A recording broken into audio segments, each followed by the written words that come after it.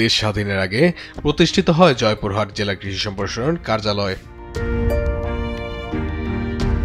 যুগের পর যুগ ধরে সংস্কারের অভাবে চরম ঝুঁকিপূর্ণ হয়ে উঠেছে ভবনটি।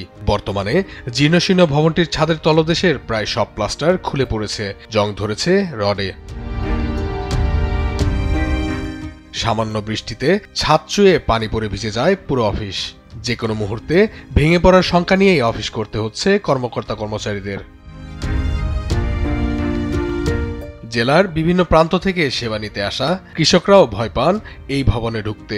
কর্মকর্তা কর্মচারীদের দাবি দ্রুত নতুন ভবন নির্মাণের। ওয়ালগুলো ড্যামেজ হয়ে গেছে এবং ছাদ থেকে আপনার ইয়াগুলো ভেঙে ভেঙে খুলে খুলে পড়ে যাচ্ছে এবং এই ছাদ থেকে আপনার যে ওগুলো সিমেন্টগুলো ভেঙে নিচে পড়ে আমাদের দুইজন অতিরিক্ত উপপরিচালক মহোদয়ের টেবিলের দুটা গ্লাস ভেঙে চুরে নষ্ট হয়ে গেছে এবং সৌভাগ্যক্রমে ওই সময় আমাদের কর্মকর্তারা অফিসে উপস্থিত ছিলেন না। যদি তারা ওই সময় অফিসে উপস্থিত থাকতেন হয়তো বা একটা দুর্ঘটনা ঘটে যেত। আমাদের বিল্ডিং জরাজীর্ণ, ঝুঁকিপূর্ণ।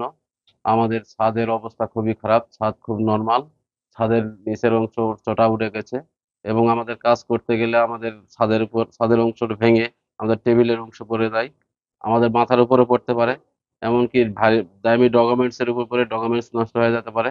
এটা আমাদের কাজের খুবই ব্যাঘাত ঘটাচ্ছে। এখানে আমরা ঝুঁকিপূর্ণভাবে অফিস করতেছি আর কি। অনেক সময় তো স্যারের আমাদের এমনটা হয়েছে যে উপর থেকে জলটা পড়ে আমাদের অফিসারদের টেবিল পর্যন্ত ভাঙছে, স্যারের মাথায় পড়ছে। অনেক ঝুঁকির মধ্যেই আছি। ঝুঁকিপূর্ণ ভাবে এখানে আছি।